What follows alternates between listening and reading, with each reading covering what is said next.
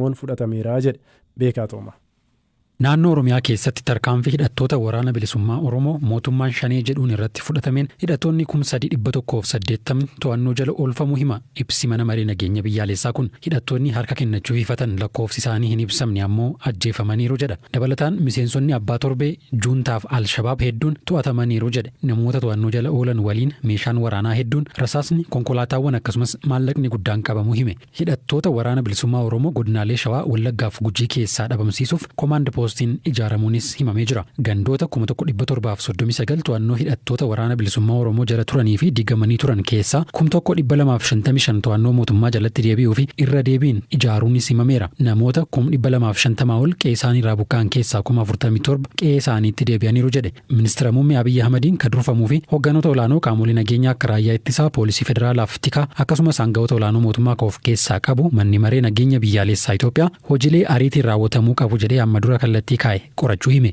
Magaalaa Finfinnee keessatti miseensonni shanee juuntaaf Al-Shabaab 497 ol to'annoo jala oolfamaniiru jedhe ibsi kun. Shakkamtoonni yakka qindaa'aa hoogganaa turan 314 akkasumas hoogganoonni manneen hojii mootummaa magaalattii fi federaalaa 75 hidhamaniiru jedhe. Naannoo Amaaraatti namoonni 1,000 lakkaa'aman yakkaan shakkamanii fi qaamolee nageenyaa ganuun hidhattootatti dabalaman tarkaanfii olaantummaa seeraa kabachiisuuf fudhatamaa jiruun to'annoo jala ooluu hime. Rakkoolee gaaffii uummata qimaanti waliin wal qabate akkasumas godina addaa saba Oromoo keessatti uumame furuuf mariin uummata hirmaachise godhamaa jiraachuu himeera. Naannoo Kibbaatti nagaaf tasgabbii uumuuf gaaffii gurmaa'insaa saboonni kaasan bifa sabatiinsa qabuun furmaatatti kennuuf hojjetamaa jiraachuu hime. Naannoo Somaaleetti haleellaa Al-Shabaab raawwate qolachuuf tarkaanfii fudhatameen hidhattoonni garichaa 813 yoo ajjeefaman 79 ammoo booji'amaniiru jedhe. Naannoo Beenishaangul Gumuz keessattis akkanuma hidhattoonni 1,800 ol meeshaalee waraanaa hedduu waliin to'annoo jala oolfamuu himeera. Waraana naannoo Tigraay karaa nagaa xumuruuf mariin itti adeemamaa jiru haga bu'aa buusutti mootummaan itti fufuuf ejjennoo qabaachuus ibsi kun itti dabaluun hime. Shororkeessitootaa fi garee hidhattoota sadarkaa yaaddoo hin taane irraan gahu uummata mariisisuu, qaamolee hidhatan hubachiisuu, dargaggoota hojii nagaa irratti hirmaachisuun hojiilee nagaa waaraa buusuu. Itti aanaan waraana bilisummaa Oromoo zoonii Kibbaatti kan jedhame Mohaammed Ammee Sanbata hagayya 6 bara 2022 godina Booranaa aanaa Mooyaleetti to'atamu poolisiin BBC'tti himeera. Mohaammed Ammee bara 2008 humna nageenyaa mootummaan rukutamuun qabamee ture. Ammayyuu itti aanaa dabalata isaanitti hima.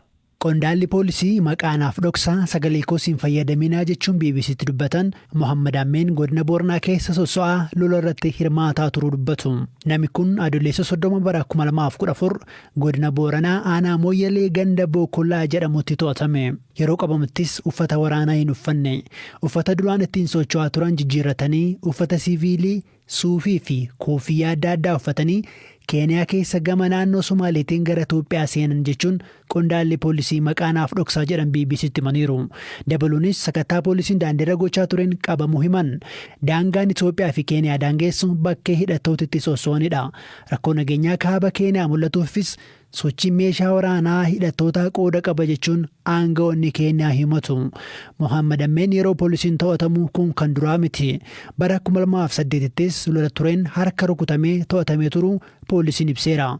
Isatti banaanis miseensi poolisii yeroo sana waraana sana keessa jiru iddoo sakatta'insaa sana ture. Yeroo sargan fuula isaa sirriitti beekan. Gaafasis miseensuma kanatu rukutee qabe jechuun poolisiin kun BBC'tti himaniiru. Kan qabame ajajaa hidhattootaa nama jedhaman qofa osoo hin taane konkolaachisaa isaanii waliini. Suuraan qoodamee konkolaataa ammayyaa waliin qabamuu agarsiisa. Akka poolisiin ibsetti konkolaachisichi ajajicha waliin mana hidhaa waliin turaniiru. Konkolaachisaan kiraa qarshii 15,000 shakkamaa to'atame kana gara Adaamaatti geessuuf gara Mooyyalee imale. Imalli isaanis gara gidduu gala Itoophiyaa ture. Ammatti kaayyoon imala isaanii hin baramne. Haa ta'u malee gaafa poolisitti himan hoogganoota hidhattoota kaan waliin wal dhabee jennaan gara Walloo deemuu akka barbaade dubbate. Yoo kana ta'e maaliif harka kennachuu dhabde jedhamee gaafatamu poolisiin ibseera. Naannoo Amaaraatii maatiin qaba, daa'ima tokko dhalee jira. Maatii kiyyaa wal argee naannoo san jiraachuun barbaada malee harka kennachuu hin barbaadu jechuun deebisuu isaanii himaniiru. Yeroo ammaa poolisii godinaatti dabarfamuu poolisiin BBC'n dubbisee himaniiru. Dhimma hidhaa bu'uu qondaala waraana bilisummaa kanarratti garichi waan jedheen qabu gaafii BBC irraa dhiyaateefis hin deebisne. Kana duras ajajaa yeroo dheeraa garee kanaa gama kibba biyyattii Gollicha Dheengee waggoota 27 booda qabsoo dhannoo keessaa ba'uun mootummaatti harka kennateera. Paarlaamaan Itoophiyaa garee kanaa fi TPLF tarree shororkeessummaa keessa galchuun ni yaadatama.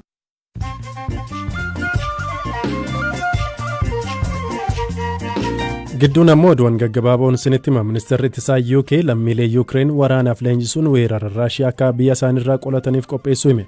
Namootni leenji'an adda waraanaatti bobba'uuf qophii ta'us ibseera. Qondaalli UK tokko Raashiyaan fulbaana 11tti gartokkee Doombaas ofitti makuu dandeessii niwukileera xiqqoos fayyadamuu dandeessii jedhaniiru. Ministeerri dhimma alaa Ameerikaa Antoonii Bilinken daawwannaa gara biyyoota Afrikaa 3 eegalaniin har'a Afrikaa kibbaa galan. Kun daawwannaa gita isaanii Raashiyaa Sergey Lavrov hordofeeti. Bilinken Ruwaandaa fi Democratic Republic of Congoos kan daawwatan yoo ta'u, Afrikaan kibbaa waamicha biyyoota lixaa weerartuun Islaamic Jihad Palestine lola guyyaa 3tiin namootni 43 erga ajjeefamanii booda waraana dhaabuuf walii galan. Waliigalteen waraana dhaabuu kaleessa halkan walakkaa irraa kaasee hojiirra kan oole yoo ta'u, Israa'elii fi hidhattoota kun ammaaf kan akka araaraman kan taasiste Masriidha. Ammoo bifa haaraan shaakala haleellaa diroonii galaana jalaa fi galaana gubbaa fashilsuu irratti xiyyeeffattee eegaluu ishee humna waraanaa biyyatti beekseera. Taayiwaan gama isheetiin Chaayinaan shaakala waraanaa kanatti fayyadamtee ana weeraruuf qophoofti jechuun komatti. Kun daawwannaa Naansii Peelosii Taayiwaanitti taasisa. Keeniyaa waa fuula Chebukaatii bakkeewwan 4tti filannoo taa'umsa bulchaa argachuuf taasifamu boru akka hin gaggeeffamne dhorkan. Kunis sababa waraqaa filannoo wal makeef akka ta'e hime haga ibsi kennamutti sagaleen akka hin kennamne ibsaniiru. Bakkeewwan kunneen Mombaasaa, Kaakameegaa, Kibba Pokootii fi Kaachee Liibaa bulchiinsota jedhaman keessatti. Filannoo biyyaalessaa Keeniyaa kana taajjabuuf pireezidaantii duraan Itiyoophiyaa Dr. Mulaatu Tashoomee dabalatee kaanis biyyatti galaniiru. Firaafolee dhugaasa. Filannoo biyyaalessaa Keeniyaa boor hagayya 9 gaggeeffamuuf jiru irratti lammiileen miliyoona 22 ol galmaa'aniiru. Abbaan taayitaa misooma biyyoota Afrikaa bahaa IGAD filannoo kana dursuun taajjabdoota 24 gara bulchiinsota Keeniyaa 11tti babbaasuu isaa miidiyaan Citizen Digital gabaaseera. IGADitti hoogganaan duula taajjabbii filannoo yeroo fi kan ta'an pireezidaantiin duraanii Itoophiyaa obbo Mulaatu Tashoomee taajjabdoota dippiloomaatotaa fi bakka bu'oota qaamolee filannoo kan Jibuutii, Itoophiyaa, Somaaliyaa, Sudaan Kibbaa fi Yuugaandaa ta'an of keessatti qabate bobbaasuu isaanii ibsaniiru. Miseensonni ijoo duula kanaa 7 biroon immoo dursanii hagayya 2 irratti Keeniyaa kan seenan yoo ta'u, hooggansaan gargaaruuf Naayiroobii keessanii turu. Dabalataanis koomishiniin daangaa fi filannoo of danda'a yookaan IEBC akka jedhutti taajjabdoonni filannoo idil addunyaa fi biyya keessaa yoo xiqqaate 18,000 ta'an filannoo kana ni taajjabu. Filannoo pireezidaantummaa Keeniyaa 2022f kaadhimamtoonni afran Raayilaa Odingaa, Wiiliyaam Ruutoo, Joorji Wajakoyee fi Deevid Mo'eeraadha. Ta'us garuu kaadhimamtoota kunneen keessaa Raayilaa Odingaa fi Wiiliyaam Ruutoon kanneen dursaa jiranidha. Namoonni siyaasaa yeroo hedduu filannoo injifachuuf jecha adda addummaa aadaa, sabummaa fi seenaa jibbaa durii fayyadamuun hokkora ni kakaasu. Keeniyaa keessattis filannoo bara 2007 irratti hokkora sabummaa irratti xiyyeeffachuun ka'een yoo xiqqaate namoonni 1,200 ta'an ajjeefamanii hedduun madaa'anii namoonni 600 ta'an immoo qe'ee isaaniirraa buqqa'aniiru. Hokkorri bara 2007tti filannoo biyyaalessaa hordofee dhufe kun sabummaa irratti kan hundaa'e ta'us amma waggaa 15 booda garuu sabummaan akkaataa uummatni Keeniyaa sagalee kennu irratti dhiibbaa xiqqoo akka qabu himama. Amma filannoo bara kanaa irratti kaadhimamtoonni dursoo lamaan dhimma sanyummaa irra duulana filadhaa isaaniif dhimma siyaasaa fi dinagdee akka ijootti fayyadamaa jiru. Lammiileen Keeniyaa akkuma uummattoota addunyaa biroo gatiin wantoota bu'uuraa fi maallaqni isaanii walgituu dhabuu isaan rakkataa jiru. Waxabajjii keessa gatiin nyaataa kan akka daakuu boqqolloo fi zayita nyaataa Keeniyaa keessatti guddaa dabaluun komii kaasee ture. Dabalataan ammoo gogiinsi lammiilee Keeniyaa miliyoona 3 ta'an yeroo hubee jirutti hedduun isaanii nyaata kamillee bitachuuf rakkachaa jiru. Dhimmi biraa kaadhimamtoonni irratti xiyyeeffatanii jiran dargaggootaa fi hojii dhabdummaa irrattidha. Lammiileen Keeniyaa umurii 18 fi 35 gidduu jiran hedduun digirii yookaan ulaagaalee barbaachisu utuu qabanii hojii dhabdummaan rakkoo guddaa ta'ee jira. Filannoon Keeniyaa 2022 kun addunyaa irratti filannoowwan qaalii ta'an keessaa isa tokko ta'eera. Adeemsa filannoo kanaaf walumaa galatti baajetni ramadamee jiru doolaara miliyoona 383 fi 560dha. Maaliif filannoon Keeniyaa bara kanaa kun qaalii ta'e kan jedhuuf filannoon kun aangoo pireezidaantummaaf namoota ta'an filachuu qofa osoo hin taane aangoowwan akka seenetaa, bulchaa naannolee, miseensota mana maree, bakka bu'oota uummataa fi bakka bu'oota dubartootaa bulchiinsaaf namoota ta'an filachuun waan barbaachisuufidha. Filannoo kana irratti yaaddoon nageenyaa ammallee waan jiruuf pireezidaantiin Keeniyaa aangoo gadhiisuuf jiran Uhuru Keeniyaata filannoo biyyaalessaa boor gaggeeffamu irratti lammiileen tokkummaa akka qabaatanii fi nageenya akka eeganiif waamicha dhiyeessaniiru.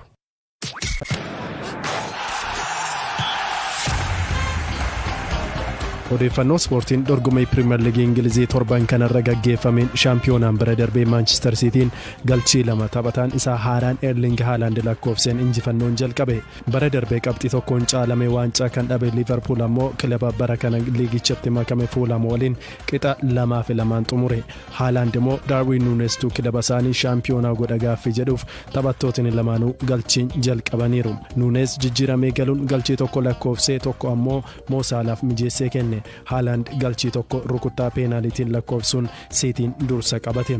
Boodas galchii lammaffaa lakkoofsee taphichi 2-0 xumurame. Haaland tapha Community Shield Liverpool waliin taasisan irratti galchii lakkoofsuu dhabuun ceephaamee ture. Gareen Antonio Conte Tottenham jabaatee liigicha kan jalqabe fakkaata. Conteen kilaboota leenjisee akka Chelsea, Inter Milaanii fi Juve shaampiyoonaa gochuun beekama. Tottenham taphattoota haaraa hedduu kilaboota mallatteessan keessaa tokko. Tapha Southampton waliin taasisanis 4-1 injifatanii. Arsenaaliif barri kun jalqabbii gaarii fakkaata. Crystal Palace irratti injifannoo galmeessuun liigicha jalqabanii. Erik ten Hag jalatti dorgomaa cimaa ta'a jedhamee kan eegame Manchester United taphuma bara darbee ittiin beekamu agarsiise. Brighton 2-1 Old Trafford irratti injifachuun deebi'ani. Erik ten Hag taphattootni United dirree keessatti qindoomina hin agarsiisne jedhan. Ronaldoon kilabichaa ba'a jedhamee odeeffamaa turus taa'umsa jijjiirraa ka'uun boqonnaan booda gale. United taphataa Barcelona De Jong fiduun sarara gidduu waggootaaf rakkoo ta'e fura jedhamee eegamus taphatichi har'a Barcelona turuuf akka murteesse hime. Chelsean abbaa qabeenya haaraa jalatti taphattoota haaraa mallatteessisaa jira. Evertoniin 1-0 injifachuun liigicha jalqabanii. Bara kana kamtu shaampiyoonaa ta'a qofa osoo hin taane kilaba kamtu hirmaannaa shaampiyoons liigii bara dhufuu keessa gala kan jedhu baruun cimaa taha. Kilabootni humna xiqqaa qabanis yeroodhaa yerootti of cimsuun liigicha irratti hirmaataa jiru. Kabajamtoota dhaggeeffattoota keenya sagantaa raadiyoo BBC Afaan Oromoo har'aaf isiniif qopheessine asuma irratti xumurree jira. Saganticha kan isiniif dhiyeessan Zalaalam Taaddisaan ture. Firaafolee Dhugaasaa gama saganticha qopheessuutiin akkasumas Deevis Maswaaruu gama ogummaa teeknikaatiin isin waliin turtii taasisnee jirra. Boruu yeroo wal fakkaataa walitti deebina. Halkan gaarii.